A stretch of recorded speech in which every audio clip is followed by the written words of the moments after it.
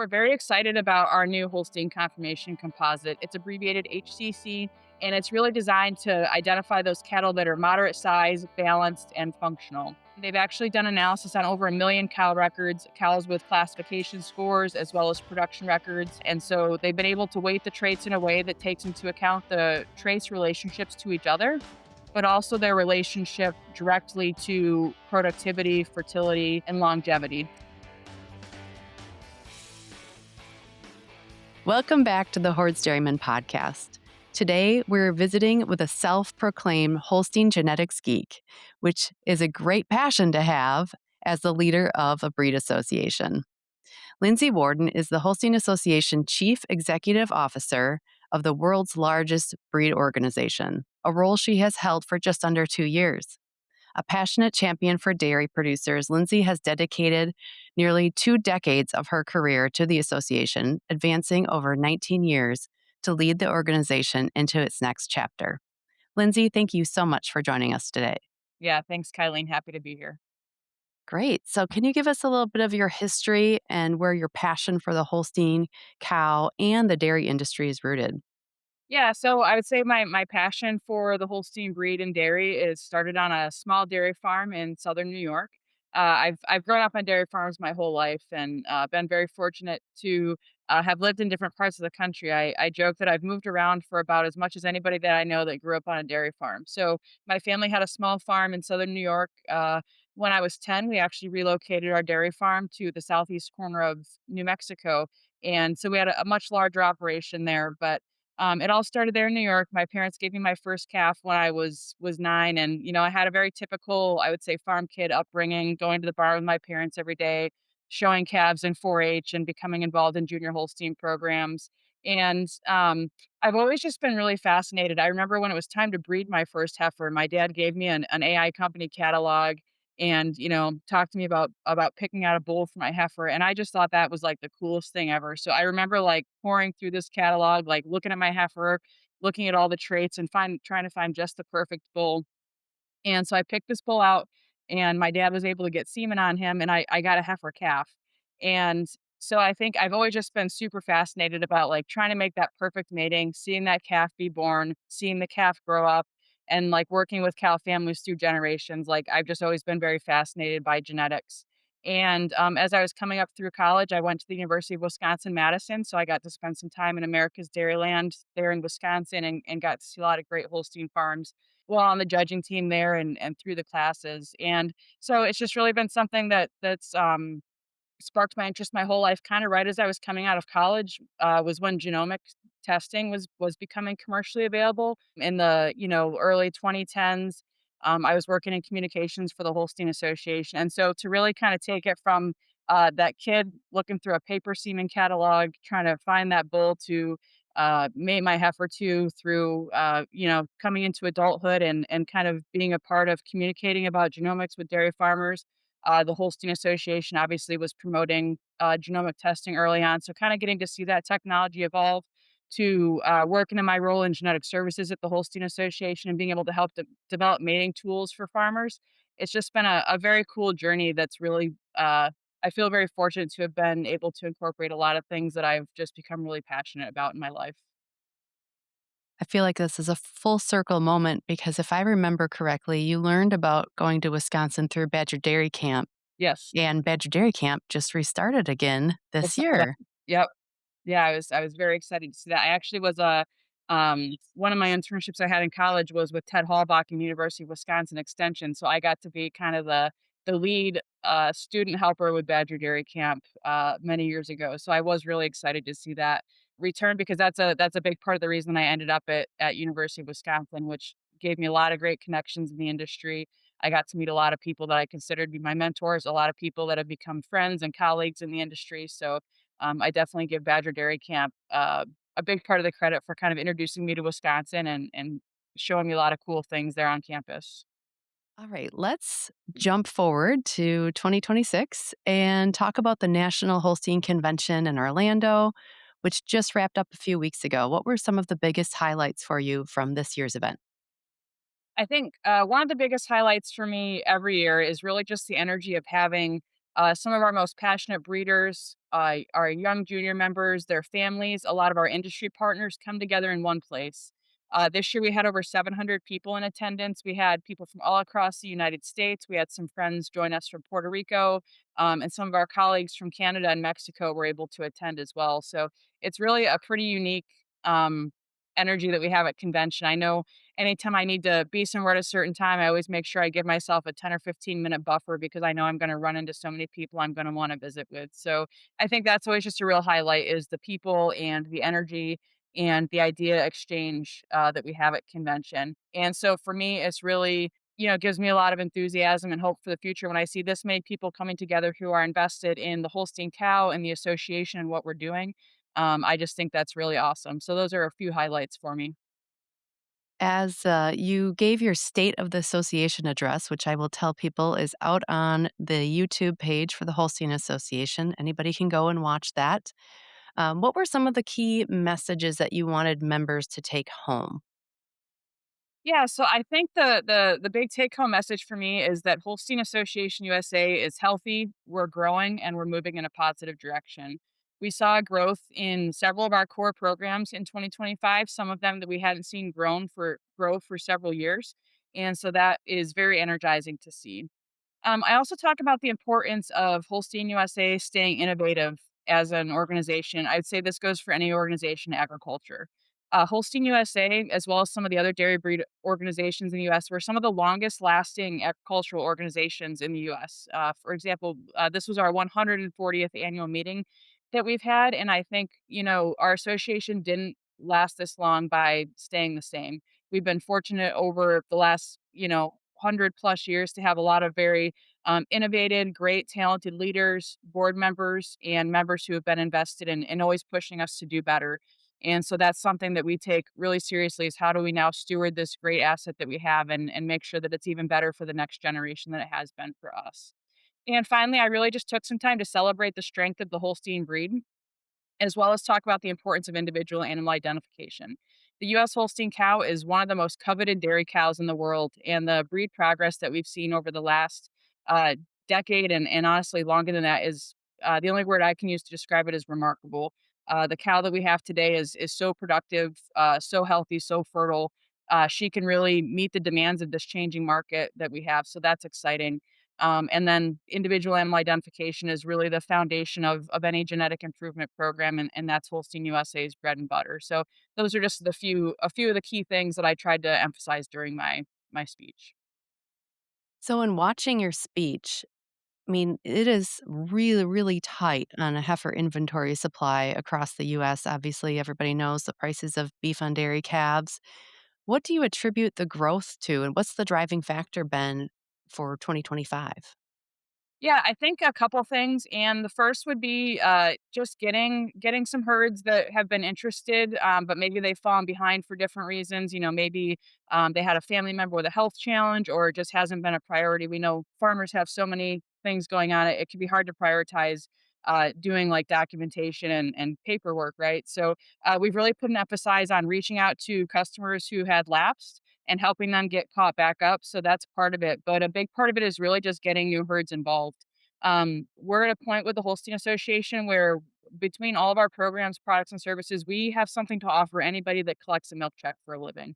So whether it's our ear tags, our semen that we sell through our marketplace sires program, anybody that milks cows need things like that. So really just trying to get our foot in the door and make sure that people know about those services and then hopefully we can build relationships, show the value of participating in things like our identification programs and then some of our value added programs like genomic testing and classification. So it's really just trying to find a way to, drive in driveways and show people the value of our services. And so we've been fortunate to get a lot of new herds involved in our identification programs. You talked about Holstein Marketplace Sires. Can you expand on that for those listeners that might not know what that program is?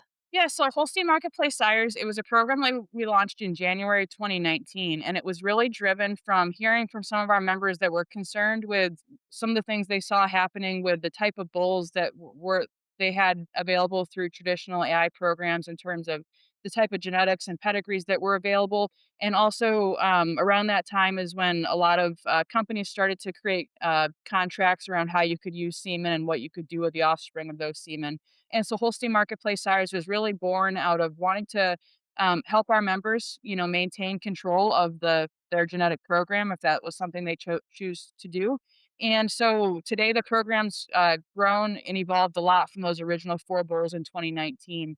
And now we have over 20 bulls available through our lineup. We really try and emphasize the type of high quality genetics that a lot of our members value. So we look for deep pedigrees and good cow families with a lot of data behind them, so production records and classification scores.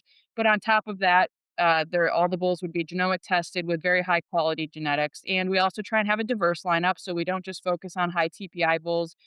We have bulls that we have some red and white bulls, some polled bulls, bulls for people that are interested in breeding show cattle. We really try and have a pretty diverse lineup. We even have a beef bull as part of our lineup. We've got a bull called Prime Time that we've sold for a few years now. Just again, you mentioned beef on dairy. That's a big part of it. So we want to make sure that, if somebody wants us to be their solutions provider, that we've got something to fit kind of every breeding program. And the way it's structured is all of the bulls in the program, they're not owned by the Holstein Association. They're owned by the person that bred them or owned them. And so essentially, Holstein Association keeps a portion of the semen sales to kind of cover our marketing and promotion. All of our regional sales representatives carry semen tanks with them, and we also ship some semen through the mail. So we keep a portion of the proceeds to cover our expenses with that. But most of the proceeds of the semen sales go right back to the person that owns the bull. So that's actually really rewarding for a lot of the people who buy semen through the program, is they know that most of that money is actually going back to one of their fellow breeders. So it's a pretty cool program. Tim Zimba is our Marketplace Sires program manager, and he's done a phenomenal job with that program in his time as the manager, really growing it and trying to make sure that we've got something for everybody. Fantastic. When we started talking about the convention, you mentioned the junior members and all the many attendees that were junior members. I'm sure having it in Orlando was an extra bonus. Mhm. What does their participation tell you about the future of the Holstein breed and the organization?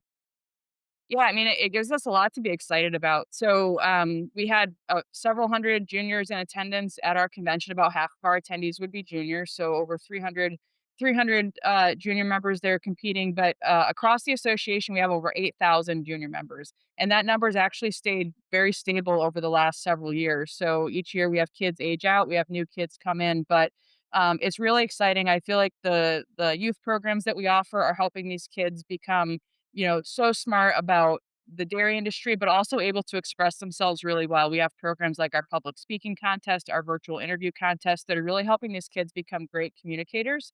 And I think as we look across society, um, I don't know if it's the rise of cell phones and social media and artificial intelligence, but a lot of young people today kind of lack some kind of person to person communication skills, right? And so I'm really proud that we offer programs that help kids develop these skills. And when you talk to these kids, like they're really, really impressive, and so, it gets me excited because I hope we can keep a lot of these kids within the dairy industry, but I know that even if they choose a different career path, they're going to be still advocates for, uh, the dairy community, hopefully the Holstein breed, so they can educate their future friends and family even if they don't stay within our community. So it just really keeps me excited about the future of our organization, that we're developing all these advocates, we're developing these talented people that will be able to come and help our association stay successful into the future. So you mentioned the interview contest, and some of these things you don't have to be in person at the convention to participate in. Can you tell those listeners that might be interested in participating how they can learn more about some of those contests? Yeah, so we just launched a new website for our junior association last year. So it's just www.juniorholstein.com, and that's got all the information about all of our different programs. But On the virtual interview contest specifically, as you mentioned, we really want to make sure that we know that it's not possible for everybody to attend a national convention, right? For a lot of reasons, and so we want to make sure there's things that our young people can do that they don't have to travel for at all. So our virtual interview contest, we run it. It's kind of usually in the fall or winter time, so we try and find a time that's a little more quiet from a school standpoint. And we've got 3 age divisions, and we've got for judges, we bring in real industry professionals, and so we really try and give a real world experience. Each person has a prompt of kind of what job or opportunity they're applying for. They send in a resume, and every single young person that sends in a resume gets some written feedback on their resume. And then a certain number in each division are selected for the interviews, and all those kids are given feedback after the fact on their interview. So it's really not just about we do award some nice cash prizes, so that's a bonus. We wanna always put money back in our kids' pockets when we can. So it's not just about, who's first, second, and third. Every single kid that enters gets some feedback that they can hopefully use, whether it's applying for scholarships or applying for internships or jobs in the future. And that's something that's really important for us is that everything we do is equipping the kids for the future. But like I said, the website juniorholstein.com has information on that contest as well as all the other great programs that we provide. That's fantastic. So, anybody nationwide can really participate. They don't have to be there in person. I myself did not participate in Junior Holstein until I was an older junior member, but I have great memories of our state convention and national convention. Were there any memorable moments this year at the convention that stood out to you? Yeah, there's a couple things that come to mind to me that were pretty cool moments involving our younger members. So I was fortunate to participate in junior Holstein programs when I was growing up, and over the last couple years, I've gotten to the point where I have friends that I made either through junior Holstein programs or friends from college that are now coming back to our convention, and their kids are old enough to compete in our contest. So it's pretty cool to see people that I've known for most of my life now bringing their young families and competing. And so that's just a really cool feeling to be able to meet these kids and visit with them and hear that they've got the same passion that I share with their parents. So that's one thing that's just especially the last few years we're kind of to the age where that's happening more and more often. So that's pretty neat. And also, I've been with the Holstein Association for 19 years. And so there's kids that were just toddlers when I started with Holstein back in the day. They came to convention with their parents. Now these kids are getting some of our highest honors that we offer. So again, it's really just been cool to watch these kids turn from maybe shy little kids tagging along with their parents to now they're, teenagers and young adults who are just have turned into such great young people and are really becoming, individuals of their own who are about to enter the industry. So I love that. And it really came home for me at we had a new event this year called the Legacy and Leadership Reception. And we're always trying to find ways to bring our youth and our adult associations closer together. So this was just an hour that we had where we had several of our young award winners, our distinguished junior members and young distinguished junior members. And we also had our Holstein USA board of directors and some sponsor representatives. And just seeing these kids, we weren't sure how it was going to go. We had milk and cookies there, and we were hoping there'd be some great conversation. But just walk into that room and within 5 minutes having kids walk up to me, stick their hand out and introduce themselves and like take initiative to spark up a conversation. Again, it was just like, man, I feel so fortunate that uh, I'm part of an organization that has programs that these kids find so much benefit in and help them develop these skills. So again, just a lot of those great moments that you just kind of take a step back and say, man, this is pretty cool and this is exciting to be a part of. That's excellent. It gets you really excited about the future, that's for sure. Absolutely. Let's shift gears to your genetics geek side. And one of the recent developments is the introduction of the Holstein Conformation Composite.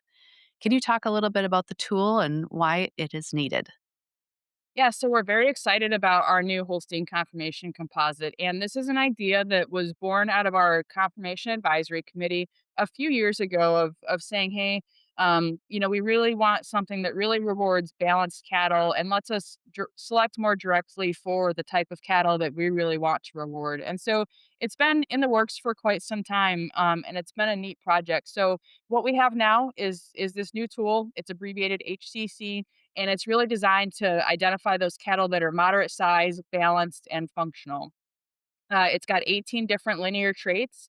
And so instead of just being a genetic evaluation that's based on one trait, like final score, we're actually able to go in and individually weight all those traits. And our genetics team they've done a lot of data analysis. It's a very data driven index.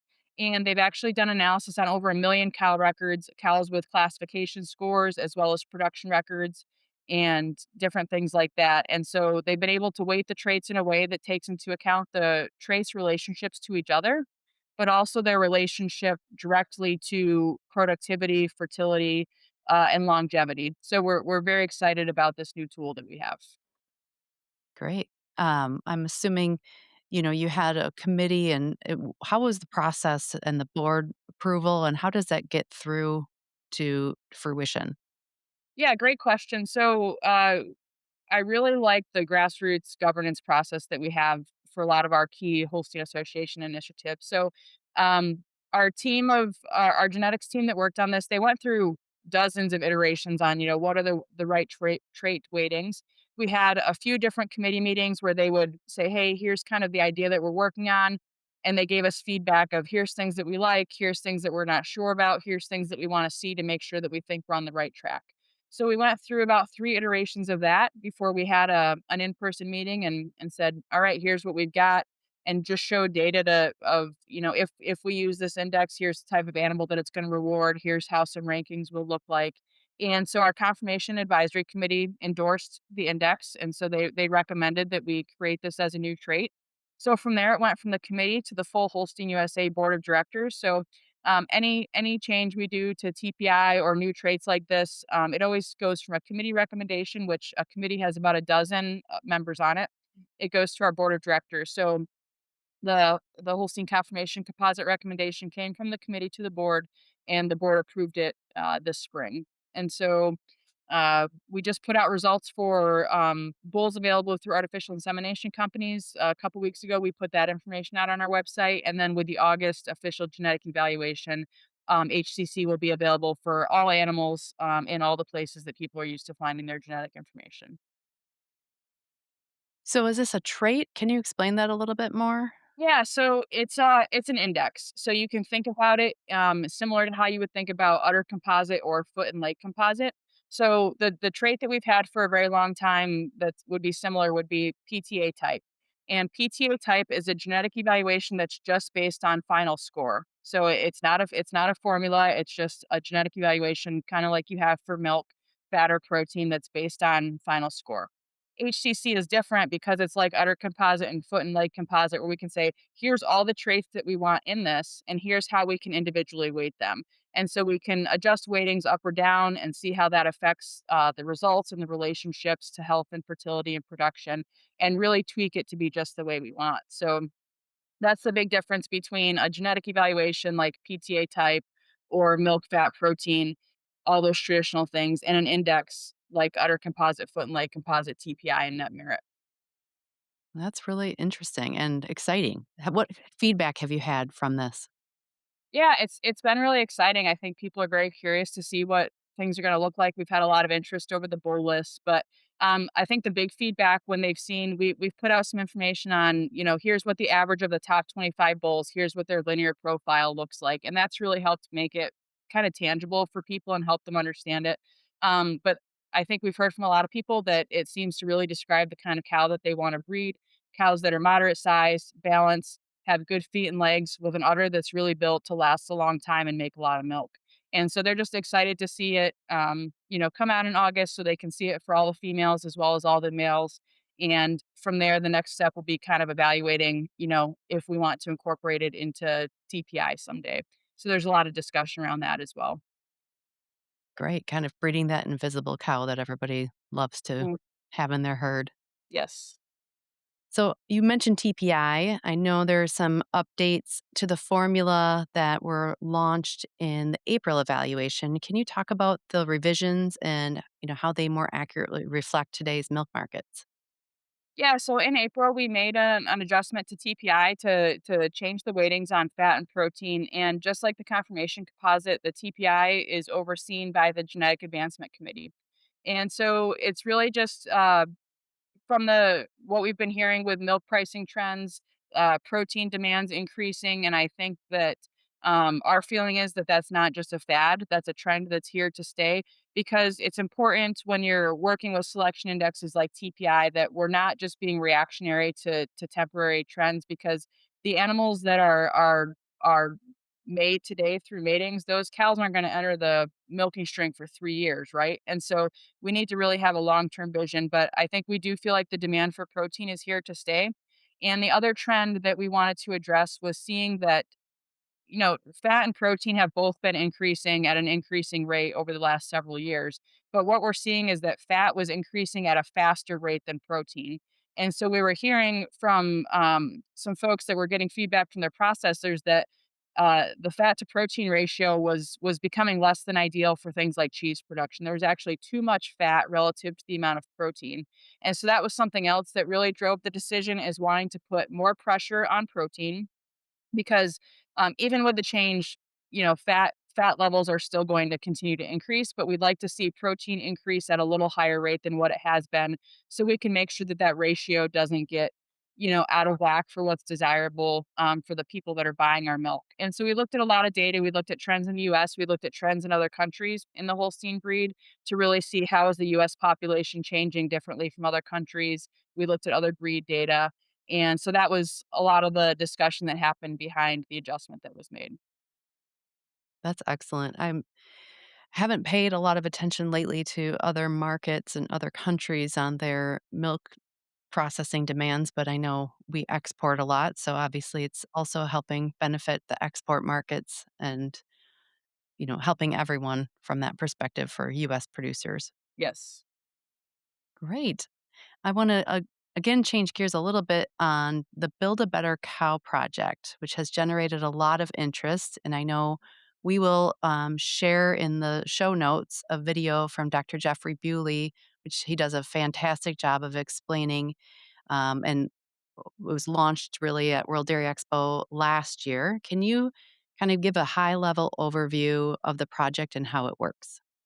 Yeah, so the Build a Better Cow project, as you said, we publicly announced it. It was actually last summer at our annual meeting, and then we had a presentation at World Dairy Expo that gave a lot of people a chance to learn more about it. But we've been working on it for several years, and so essentially, the Build a Better Cow project it's a system that's a stationary system that we install in the exit alley of milking parlors. It's got three cameras, an above view, a side view, and a rear view and through the 3 cameras, they collect videos as the cows walk through. The cows don't have to stop. It actually doesn't interrupt cow flow at all. We've got it, installed on dairies that milk a few thousand cows, and you can see videos where the cows are almost just running through it. It's their normal cow flow.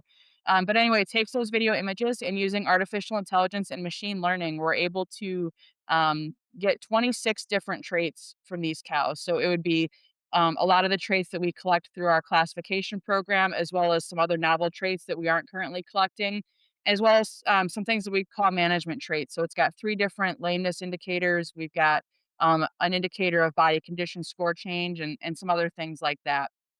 And so that's really the crux of what the Build a Better Cow system is. So, can you talk a little bit about how a dairy would participate if they were interested in participating in this? And I know Dr. Bewley explains kind of the synergies with current dairy herd management softwares. Can you kind of just give someone an overview if they were interested in implementing this? Yeah, so we're still very much in the research and development phase, but we are moving to the point where we'll be, ready to install that on any dairy farm who's interested within the next couple of years. And so it's really for farms who would be interested in collecting a lot of phenotypic data at scale. And so I think that's the real advantage of a system like the Build a Better Cow system over some of the traditional methods of collecting this type of data on cows is that we can have that data on a cow every single time she comes out of the parlor and every single cow on the farm. So I think there's a lot of interesting potential for it. Being able to collect those measurements, like I talked about, some of the management indicators, whether it's lameness, body condition score, body weight, things like that. Being able to get those measurements every single day for a herd and thinking about the type of analytics that we could develop off of that. So that's kind of the phase that we're entering now is like, okay, we have all this data on these cows. Now what do we want to do with it? I also think there's some interesting conversations happening on, how could this technology be applied for heifers? because we don't have nearly the phenotypic data on heifers as we do for cows. And so that's interesting. And then also the last component is just being able to think about, okay, in 5 years, we could have measurements on a cow throughout almost her entire life on a weekly, if not daily basis. And so seeing how cows grow and develop and change differently and how that's correlated to their health, production, and longevity, I think can give us some really interesting insights. Yeah, that is really interesting. And I know in his presentation, he talks about the goal is not to replace classification system. It's really to supplement that. And can you talk about kind of that feedback and like a longer term vision for that? Yeah, I think, there's definitely when we're talking about our classification program, there's definitely an art to it, and there's things that the human brain can piece together that, the computer brain is probably not quite there yet. Things like style and balance and a lot of the factors that we use to put a final score on the cow.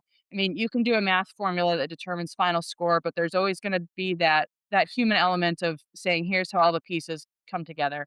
I'm not saying we can never get there with artificial intelligence because when it comes to technology, you should never say never. But that's a very real thing that would differentiate what we do with our regular classification program through what the goal of the Build a Better Cow project. The Build a Better Cow project isn't so much about putting a final score on cows to use for marketing or things like that. It's about collecting all the individual traits.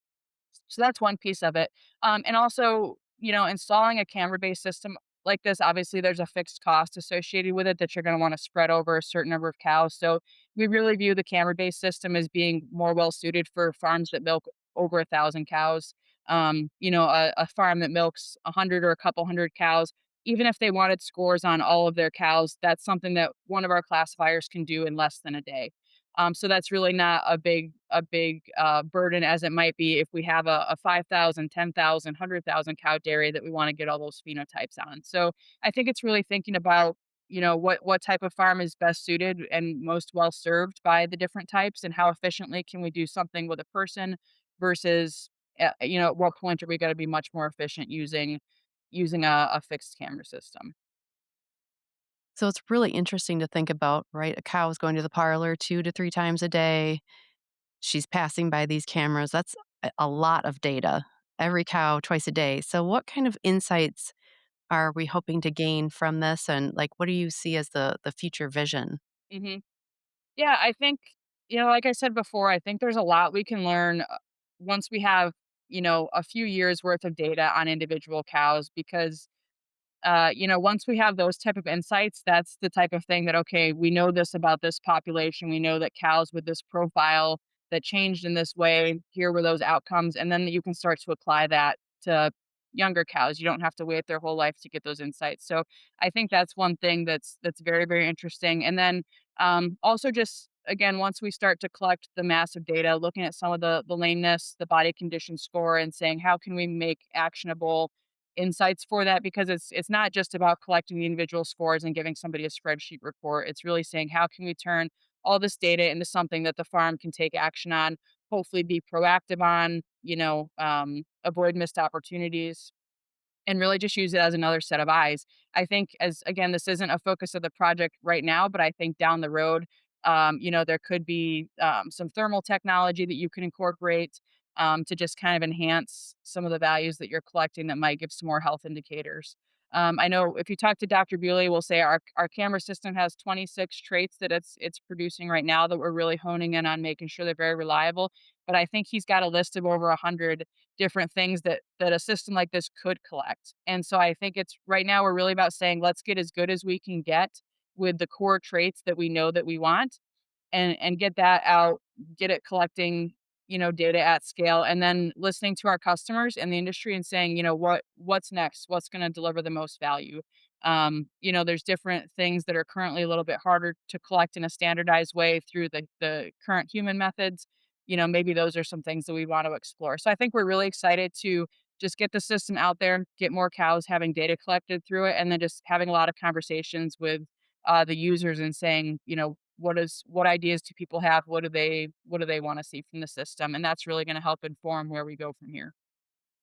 Yeah, it's really exciting to think about pairing that up with some of the wearable or the bolus technologies could be. I mean, the information that we have on cattle is really, really incredible. I kind of chuckle and had an editorial written about Apple and their all these data points that they had on humans. And it's like, wow, we have way more data points on the dairy cow than we do really on humans, which is pretty interesting. All right, let's again change gears a little bit and talk about communication that you have with the membership. So, Hosting Association is really emphasized meeting members where they are. And what does that communication strategy look like today? Yeah, so great question. So when I first started with the Holstein Association, I was our communications manager. I did that for about 6 years, and so it's been fun for me to see, um, how things have evolved from when I started, back in 2007 to what the team accomplishes and what they do now. And so I think when we talk about meeting members where they are, it's really recognizing that we have a very diverse membership. I mentioned we've got our 8,000 junior members that are glued to their cell phones. They're on TikTok and they want to do everything through their cell phone. But we've got members like my parents and some people that have been members for over 50 years who are still very active that want their information in a different way.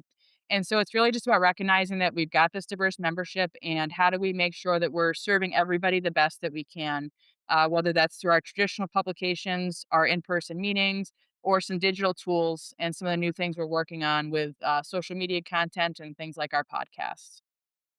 Fantastic. And you mentioned the podcast. It launched in 2025, if I'm correct.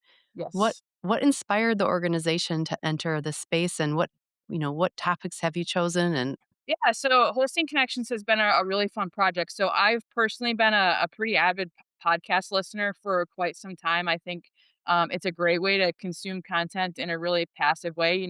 Whether you're taking a long drive or you're doing chores around the house or out on the farm, you can put in your earbuds and learn about something or be entertained. And so I just think podcasts as a communications platform are really interesting and a nice way to reach people in a very simple way. And so I was talking to our communications manager, Emily, and luckily she was kind of bought into the idea as well. It had kind of been on her wish list of future projects we should tackle. So yeah, we decided to launch it. And so the team really tries to have diverse content.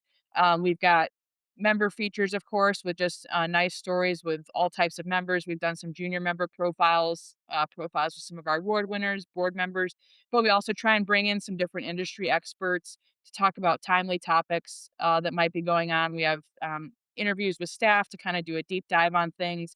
And so we really just try and have a broad ranging set of topics. We release a new episode every 2 weeks. So generally every other Thursday, we've got a new podcast dropping. And again, really just try and rotate through topics to make sure we've got something that hopefully appeals to most people at some point. fantastic. Um, if we look ahead and we're looking ahead to the next year, maybe down the road even further, what opportunities excite you the most for the Holstein breeders and for dairy producers? Yeah, so I think, this is a little bit hard to answer because there's a lot of exciting things. But a few minutes ago, you touched on all this data that we have on animals and all the innovation that's happening in our industry. And I think one thing that excites me for Holstein breeders is that, and again, I talked about this during the annual meeting a little bit, is that I think that the value of individual animal identification is greater than it's ever been before, and that value is only going to increase. And individual animal identification is ultimately at the core of what the Holstein Association does. And it's something that our members with registered Holsteins have understood for a very long time because you can have all these data points, but if they're not all connected to one centralized animal ID, they're really worthless. And so I'm very excited that there's a lot of conversations about animal ID and how can we make that as accurate as possible, because I feel like for some time in the industry there was more conversation about, oh, we're gonna manage cows as groups and try and move cows through as groups. Now I really hear that conversation going back to the individual animal, and so I think that's very exciting, because that's an opportunity that every single farm has to participate in that, even if maybe that's not their strong suit now. There's ways for them to get that part of their business straightened out if they want to participate in some of these opportunities. So I think there's that. I think the demand for protein in human nutrition is very, very exciting for dairy. I never thought I'd be seeing fitness influencers on Instagram doing multi-page reels about cottage cheese, and I just saw one last night. And so I think the products that our farms can make, the milk from our cows has a lot of value, and it's really being recognized. And there's so much innovation happening with all the cool beverages and things that are available. A lot of that has dairy at the core, and then also we can't forget about the importance of the dairy cow in the beef supply chain now. And again, I think our farmers are well poised to meet that. So I think the milk price, it goes up and it goes down, but I think some of the different things we're seeing on the demand side from both the milk proteins themselves and the other components of milk, as well as the beef side, give us a lot of reason to be optimistic about the economic future. And then just all the data and all the interest surrounding our cows, I think bodes well as well. So, well, you mentioned beef on dairy, and I talked about the tight supply of heifer replacements in the industry, and it's no one can miss the fact that the price of the beef calves, or every calf hitting the ground, really every single calf hitting the ground, is higher than it's been in history ever. Um, and unfortunately, that means that sometimes animals are being stolen, and that we've heard some stories of that. And, that's just a reality when there's a high value for something.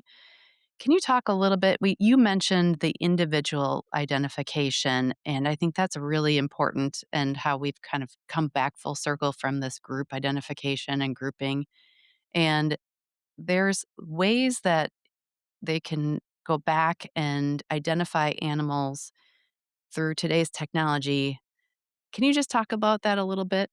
hmm Yeah, I think, the conversations about a national animal ID program have kind of fallen to the wayside over the last decade for the most part. I do think a lot of states are doing different programs. So, again, Holstein USA sells over 2.5 million ear tags each year, and those would all be 840 ear tags. So, I do think that there's more official 840 ear tags going in cattle today than there ever have been before. A lot of states have fully transitioned away from the steel tags to the RFID buttons, and I think that's really positive because an RFID button is supposed to be a permanent ID. It says on the button, unlawful to remove. If they're put in properly, their retention should be very, very good. For Holstein registration programs, our tag ID program, they need to have two tags, just to really, again, assure that number stays with that animal. But we know, so I think if calves come to a sale barn, they're expected to have an 840 button. I think people that work with cattle regularly could tell if that button had been tampered with, or if it had been cut out and a fresh one that had been put in the same bowl or something. So I do think that's helpful. But I think one more interesting aspect to this to think about is for farms that participate in genomic testing, that's essentially putting a DNA sample on file for that calf. And a DNA sample, going back to my Holstein genetics geek, you can't change that about a calf, right? And so even if an animal were to lose all of its identification, either just on its own or if it was to be cut out, you could pull a hair sample on that animal and do a genomic test. And if she's been genomic tested before, you're going to be able to do a 1-to-1 match in the database, and really confirm the ID on that animal. So I think that's a really interesting aspect to think about, as we have, there's over 1 million animals genomic tested just in the last 6 months. CDCB just reported. Is that another way that farms can really secure their animals, is getting that DNA on file? Because once you've got that DNA file on file, you can't change that about an animal. So I think that's just one more kind of interesting twist to what we're seeing, because as you said, the value of every single calf that's born is very high.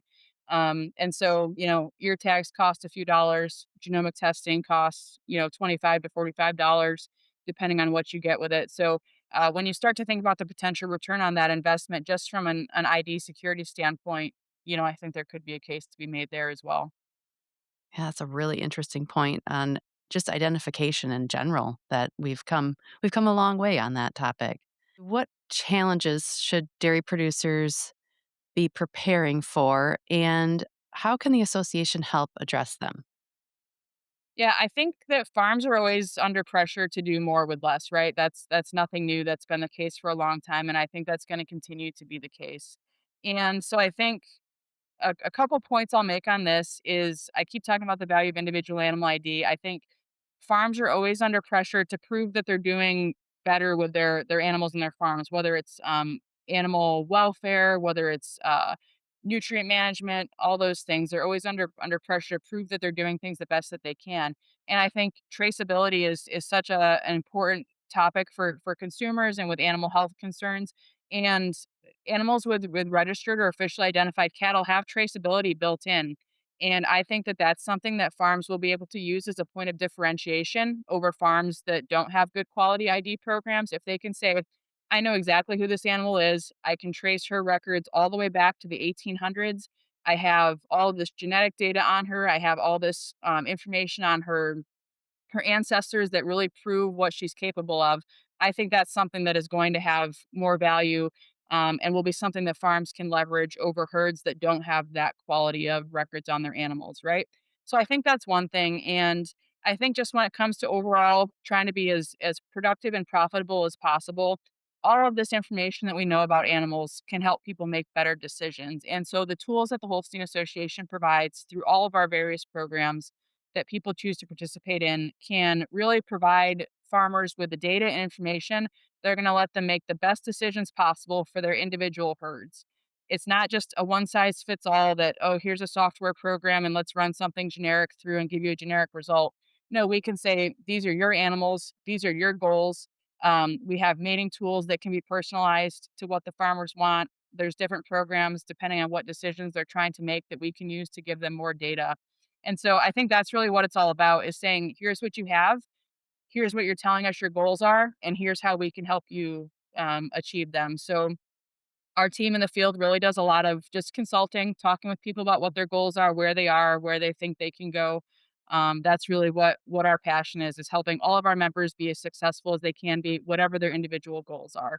And that's all based on the data that we have through the herd book. So I think that's how we can really help farmers be the best they can be in the future. Fantastic. If listeners were to remember one thing that we talked about today, what would you like that message to be? Yeah, I think I would say that message would be that the Holstein Association is a diverse and vibrant organization. We have products, programs, and services that can be of benefit to anybody who collects a milk check for a living. As I mentioned before, we've got some good momentum with our programs, our activities increasing and growing. And so when you pair that with our outstanding youth programs that we've spent time talking about, I think there's a lot to be excited about when you look at all that the Holstein Association is involved with today. Well, thank you for joining us today and giving us a glimpse into the many initiatives and developments that you have in the Holstein breed under your excellent leadership. Lindsay, we really appreciate you taking the time to join us today. Yeah, thanks so much, Kylie. If you want to be the first to catch these conversations, make sure you're following us on YouTube or your favorite podcast player so you don't miss a beat.